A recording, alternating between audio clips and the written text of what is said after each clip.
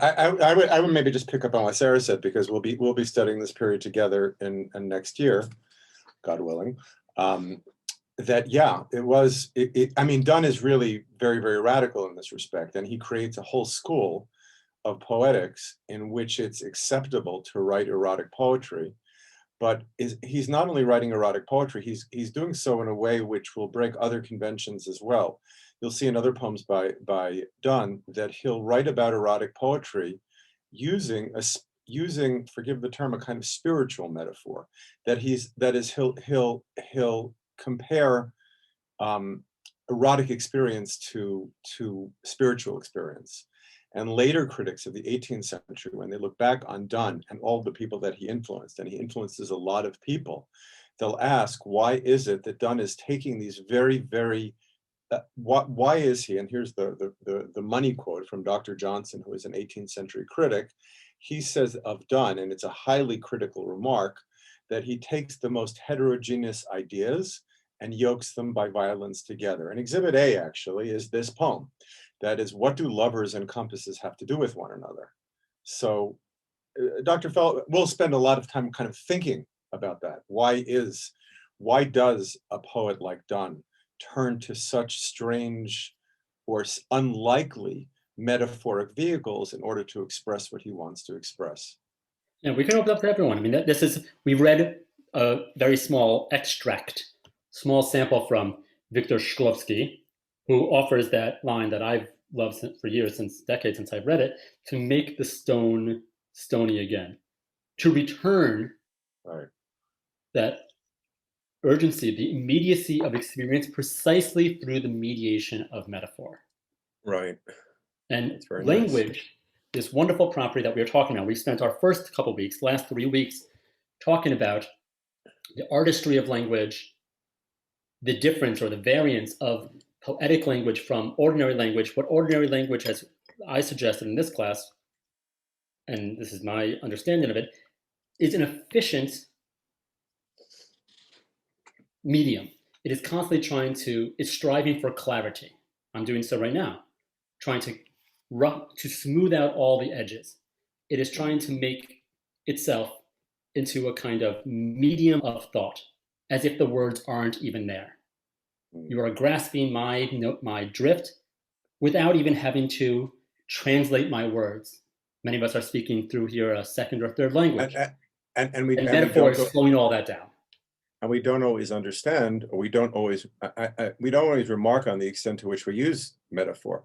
I had wanted Dr. Feldman to talk to you about the election, and I was really hoping there's a pedagogical point here. I was really hoping that Biden would that it would be a blowout or a landslide, but he really just squeaked by. He just barely beat him, right? I mean, you see that in that, you have the American flag there, Daniel, very nice. But you see in that one sentence, I put in 4 metaphors, right? Blowout, landslide, beat him, squeak out, right? Even beat him, which we don't think is a metaphor, is in fact a metaphor. It's a dead metaphor because we use it so often that we're not even aware that it's a metaphor. In the past, I sometimes ask my students just to pick up see how long ago it was, to pick up a Time magazine, which still exists in some form, and to just go through a paragraph and to see how many times in one paragraph you see metaphors being used. I like what Dr. Feldman said, but I always go back to Aristotle, which I just put in our chat, which I think it's useful, and it's a slightly different approach to what Dr. Feldman says. Metaphor is usually thought of as the trope of transference. Transference here is being translated from the Latin, from the Greek, which is translatio. Translatio in Latin means to carry over. So metaphor is the trope of carrying over, in which the unknown or the half known is described and clarified through recourse to what is better known. One more time, in which the unknown or half known is described and clarified through recourse to what is better known. So there's something that I can't express before about the description of the American election, and I can't express it quite the way that I want to. So I try, and that's the unknown. The better known is the landslide, the blowout, the squeaking out, or the beating. And here, and I'll just give you one more thing from Aristotle. This is not from the Poetics, which is where people usually look, but from the Rhetoric. And we'll look at that just quickly because he gives an example of that, which goes back to what Dr. Feldman was saying. Here we go. Now, strange words simply puzzle us. Ordinary words only convey what we already know. It is from metaphor that we can best get hold of something fresh or new. When the poet calls old age a withered stalk, he conveys a new idea, a new fact to us by means of the general notion of lost bloom, which is common to both things. I was studying this with some of my graduate students last week, and I was thinking that withered stalk as a metaphor, it adds something to the language. It not only adds the metaphor itself, it adds an understanding. That is, once we have withered stalk, we have a way of understanding old age which we never had before.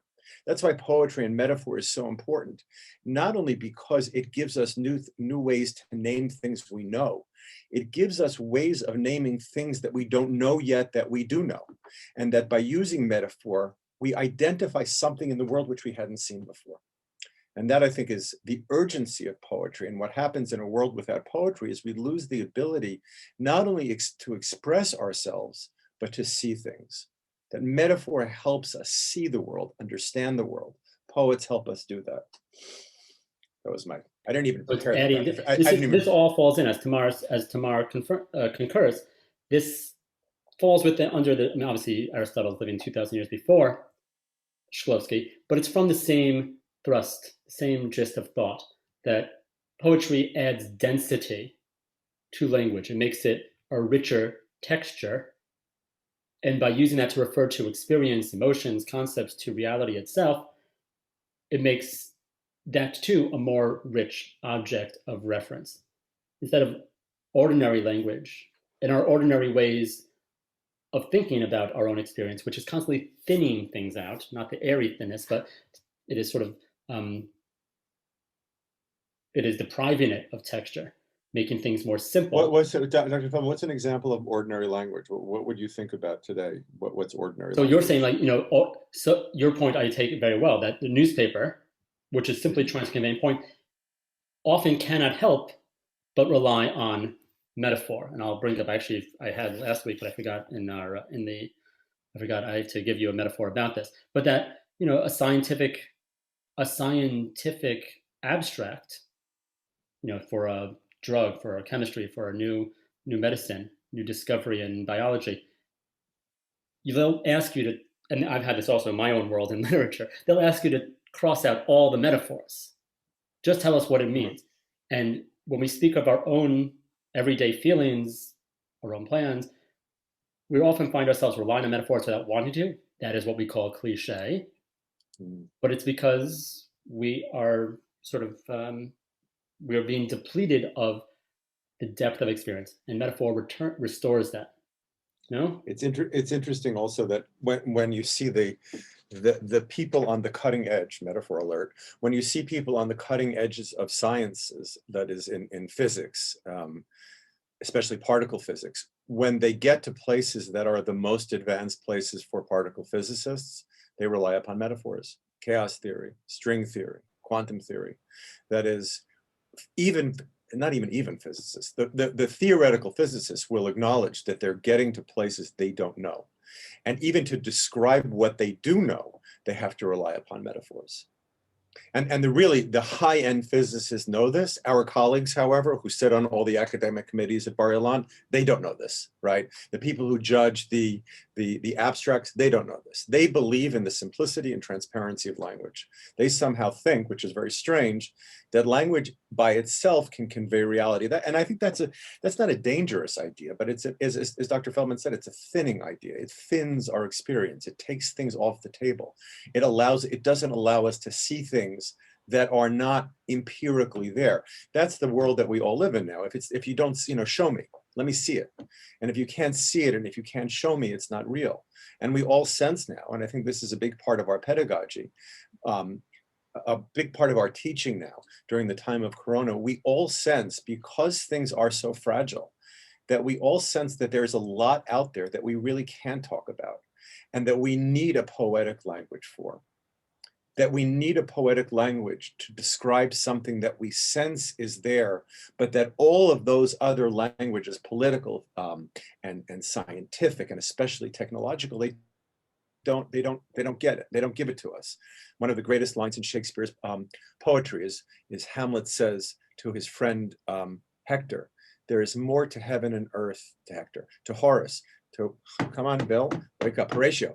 Hamlet says to, it's first coffee here. Hamlet says to Horatio, "There is more to heaven and earth than is dreamt of in your philosophy, my dear Horatio." Horatio is the very well-educated university man in Hamlet, and Hamlet says, as much as you know and as educated as you are, and he is the figure of education in the play, there is more to heaven and earth than is dreamt of in your philosophy. And in order to know that, you need to read Hamlet, you need to read poetry, you need to understand metaphor. In our last couple minutes, let's open to a few comments, and then we'll each have something to say. I posted. Thank you so much, beautiful. I agree with Nicole. Thank you for those beautiful words and that challenging and sophisticated, but also I think very accessible an overview of the philosophical stakes of poetry.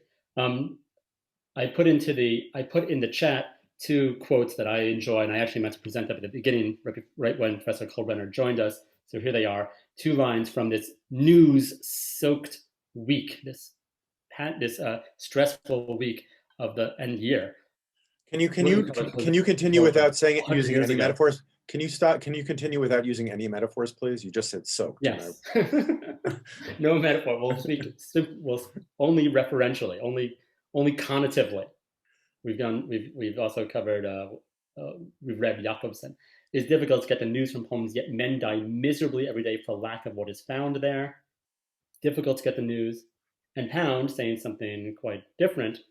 Pound writing, "Poetry is news that stays news." And from a preeminent news academic institute, you can read a whole essay elaborating on that point. I want to give students a chance, since it's difficult to internalize most of this, just a chance to ask questions and comment in response to what we've said today.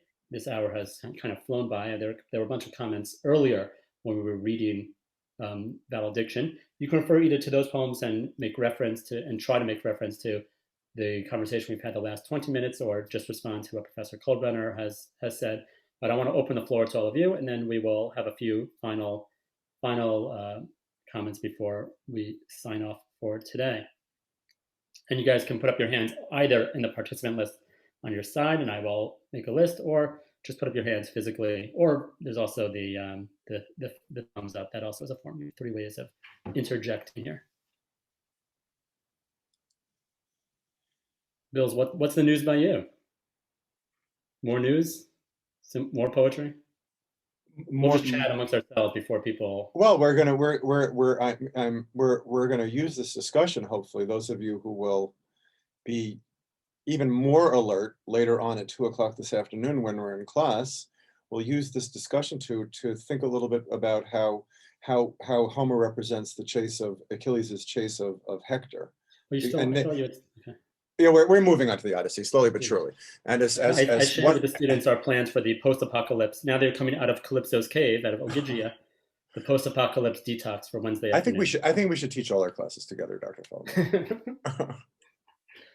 All right, so I still am waiting to see people. Let's see. I'm gonna go to the other screen. Okay, we have Sarah's number 1, and then anybody else, put up your hands physically or virtually. Your virtual or your real hands. Talk about metaphor. I'll just call on people randomly also. Itamar, you're also going to have a comment. You're number 2. I know you weren't expecting that, but now you are. So Itamar is number 2. And let me see. Amy, I don't know. We haven't met Amy. We have not yet met Amy. Let's see. They know about the random comment wheel, Dr. Feldman, that you've designed? Oh, there is a random comment group? No, is there a random comment wheel that you used to put up on the board? And I used to do that. It induced, I'll share this now with everyone. It induced so much, as we also, and so as we it induced too much panic last year, but I used to have in the past in class. The students would come to my class afterwards. I didn't have people pick up their hands, but a wheel that randomly picked people for answering questions, reading, or offering comments. But I can reintroduce it if you guys are stout enough. Maybe it'd be less intimidating in a virtual format. Okay, so Sarah, you're first. You're the one who actually did volunteer. Then Itamar, then Amy Jones.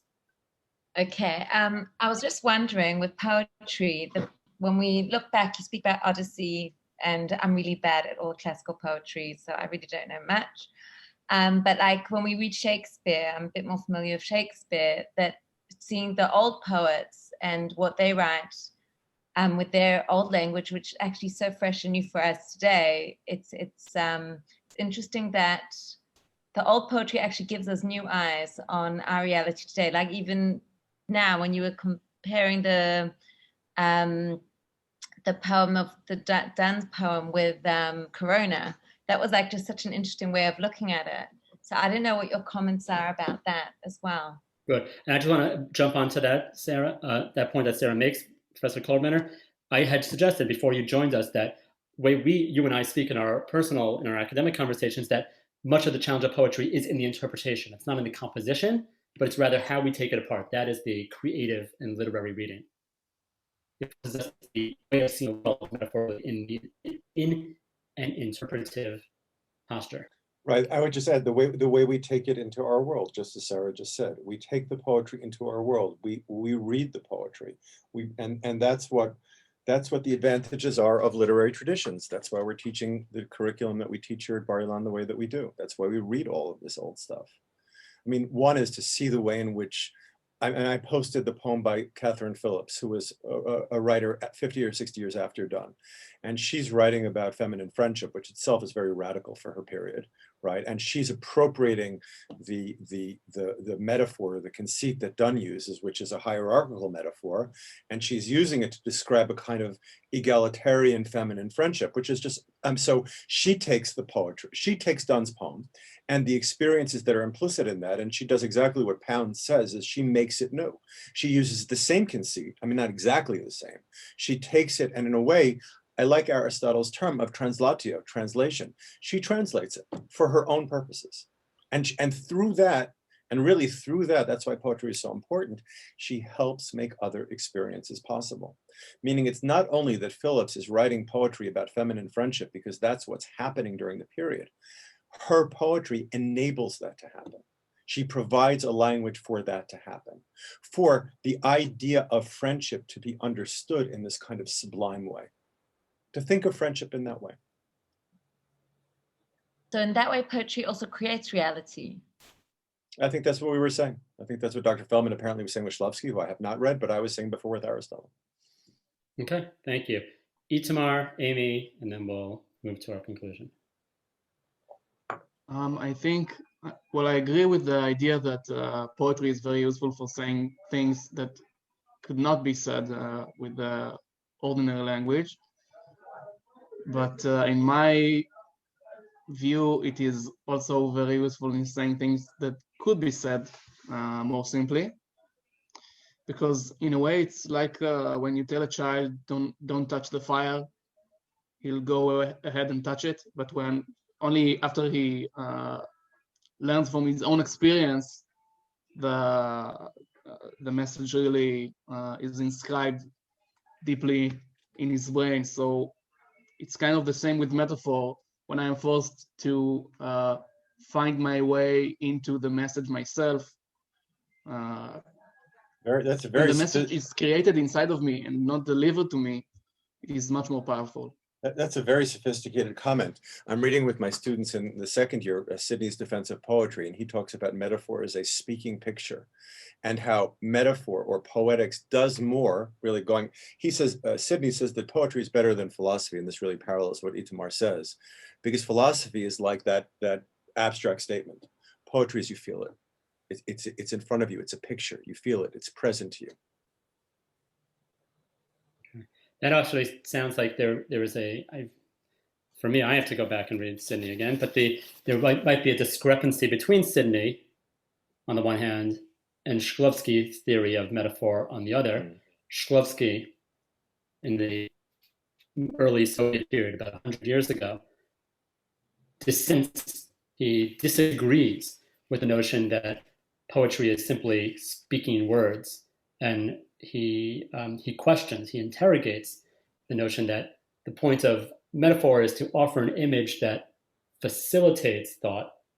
In fact, it's meant, and he's obviously a fan of like Kandinsky, of non-figural imagery, that slows down thought. It's not that we turn into a movie, we turn into a picture, we turn into a photograph, we turn into a GIF clip that makes it so much easier to grasp the notion of a long distance relationship.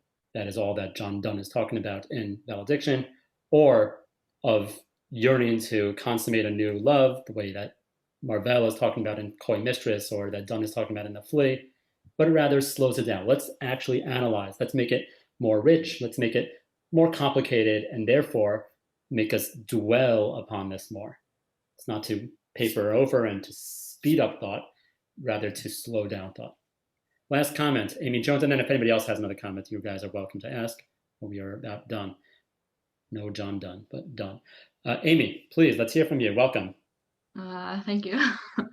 Wow, I don't already know what else there is to be said. Throwing you into the except deep for I end. feel like metaphor like maybe came around, like as everybody has said, to talk about taboo subjects, and I wonder if it would, like, if everything was always like appropriate to be said, like also like 400 years ago, would metaphor really even be like used today? Like I know it would have, like it's beautiful language and whatever, but would be so prominent.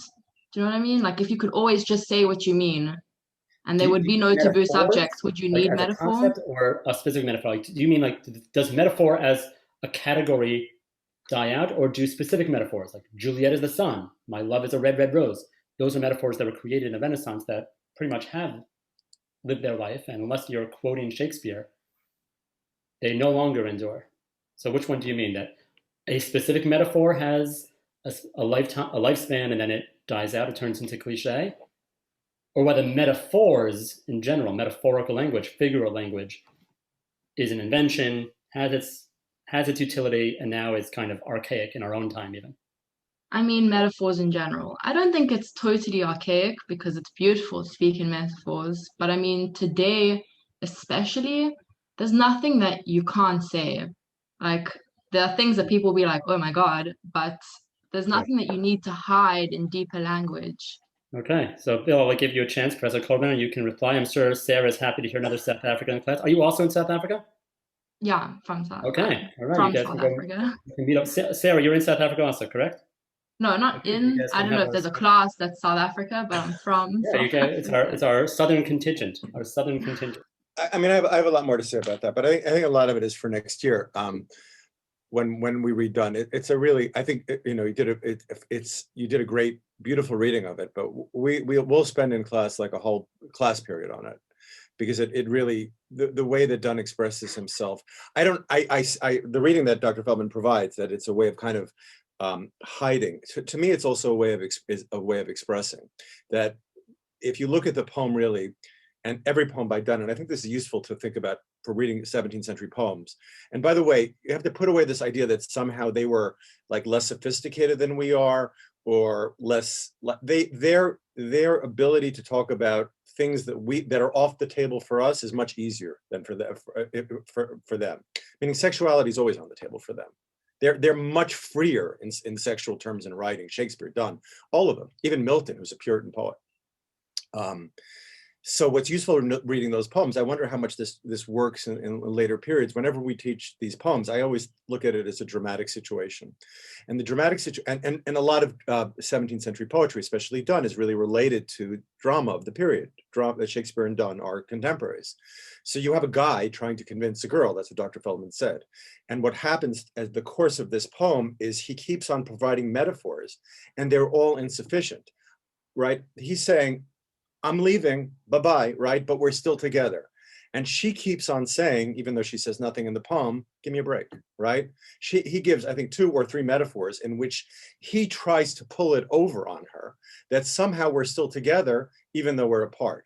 But the poem does end, and the twin compasses do work. So there's something about those twin compasses which make it, which I think in reading the poem, they're satisfying. The other ones, the goal to airy thinness beat, right? She's like, give me a break. You're there, I'm here, right? What did you go over that goal to airy thinness beat? Yeah, right. I mean, I don't know when I was not in huge detail, as Tamar pointed out. There was more to it: the elements, the elemental side, Yes, just for 2 minutes, because I went when Please, yes. in the 70s, my father was had a jewelry company, and this is the glory days of the company. And I remember he went to something called the 24 Karat Club in Manhattan, where all the big jewelers went, whatever, watchmakers, jewelers, and the story was always of the cake that would be brought out at the end, which had gold leaf on it, meaning this is like pure conspicuous consumption. Edible gold leaf. So gold leaf is gold to airy thinness beat. It's beat so thin, it's just the sign of wealth, that you can actually use it for the cake. So how is it being used by Dunn here? He's saying we're really one thing, right? Where does it come out? I mean, let's see. Our two souls, therefore, which are our two souls, therefore, which are one, though I must go, right? I'm out of here. Endure not yet a breach, but an expansion like gold to airy thinness speed. And here's the dramatic part of the poem, right? Because there's silence. And just like you have to make a screenplay for Homer, you have to make a much shorter screenplay for Donne. And you have to look at the expression on the face of the woman, who never gets to speak, by the way. And her expression, I would say, in our short movie version is, give me a break. You're there and I'm here. And how do we know that? Because the next line is, if they be two, right? If they be two, meaning he says we're one. And her give me a break face says, what are you talking about? We're two. If they be two, and then he tries again. They are two, so as stiff twin compasses are two. Thy soul the fixed foot makes no show to move, but doth if the other do. Now, what are these twin? What is the characteristic of compasses? Why, if you were to talk back to the 18th century, who says to Donne, come off it, compasses and lovers, what do they have to do with each other? So what do compasses and lovers have to do with each other? Why is this a good metaphor? Why does the woman here not continue talking? Why is she, as it were, in his mind, satisfied with this image? So you know what these twin compasses are. It's like a thing you used in geometry in 10th grade, right? Not the compass where you know where you're going, but obviously, right? We just talked about that. So why are lovers like compasses? Professor Kolbrener, Yeah. perhaps I read this incorrectly or differently, but I know you say it's like as if she says, give me a break, but Yeah. I kind of saw the compass as a compliment, as in like, saying to his wife, you're there at the center, you hold me down, you're like strong for us, even though I'm traveling around you, you're like, without her, he wouldn't be able to travel. Like the relationship between the. How do you know they're married? It's such a Barry line reading. Oh, they're always married. I'm not sure they're married. I mean, I hear that, but I'm just looking at the dialogue. If they be two, meaning he has to concede to what she just said. He just said, oh, we're just one. And in between, I'm reading between the lines in which she says, we're not two, we're not one, we're two. And he concedes and he says, if they be two, they are two as stiff twin compasses are two. So I'm just really asking you, why is this a good metaphor? Why could you, I mean, really in the 18th century, they asked the question that we're asking, compasses and lovers? Come off it, what are you talking about? I think Danielle Stephen might have a comment. Danielle? Sorry, yeah. Like, yeah, just pretty much what everyone's saying, but I'm actually intrigued about the word stiff twin compasses, because that makes, like, we think compass, okay, you've got the starting point, they're together and you can draw a circle, whatever, circle of life, all this stuff. But the fact that it's stiff, it means, I don't know, for me, that there's like a restriction. It's not, when they're two, it's less mobile, you know? I think there's still I think there's the eroticism and the sexuality there. They're here, it's shared. It's interesting how in the rest of the poem, the erectness is assigned to the feminine, which is weird. But that's just Donne being playful, I think. But I would just ask you again to think conceptually, and that's what Donne's metaphorical conceits, and you've been talking about that, I assume, that's what Donne's metaphorical conceits do, is they force you beyond the visual. Meaning you'll see poetry up until Donne is very visual. It's like a guided tour poetry. What you see is what you get. If you stick with the vehicle and you take it literally, like what? So what is that's really just a question I'll leave you with, and you can pick it up, or we can pick it up next year, is what is the efficacy? Why are these twin compasses? Why does it work? Why is it not just some kind of like crazy metaphor, which is what people will say later on? Why is it suitable? Anybody have an idea, or should we offer our own? Because we've already thought about the answers because we're asking the questions, but you guys can pipe up. Surely all metaphors work. There's no such thing as a crazy metaphor. No, of course there is, right? Of course, they're crazy metaphors. If I talk to you, they're inappropriate metaphors. And in this period, there are people who talk. Dunn has a contemporary, Ben Jonson, not the humiliated Canadian sprinter, but Ben Jonson was a poet, and he was writing really against Dunn, and said, "Don't, if you're talking about religion, don't bring metaphors from the bawdy house," by which he meant the house of prostitution, right, from the whorehouse. And he's really aiming right at Dunn, because Dunn in other poems, when he talks about religion, talks about sex. So I hear what you're saying. Maybe we're more open-minded, but I think there are even places where we would say that the metaphor is not just or fit, but I think there's something about Dunnian metaphors which makes him such a great poet, in which the conceits suddenly make sense. What looks like is crazy. Night. That's Elmi. I think that's pushing the bounds of metaphor. It's asking you, does this metaphor still work?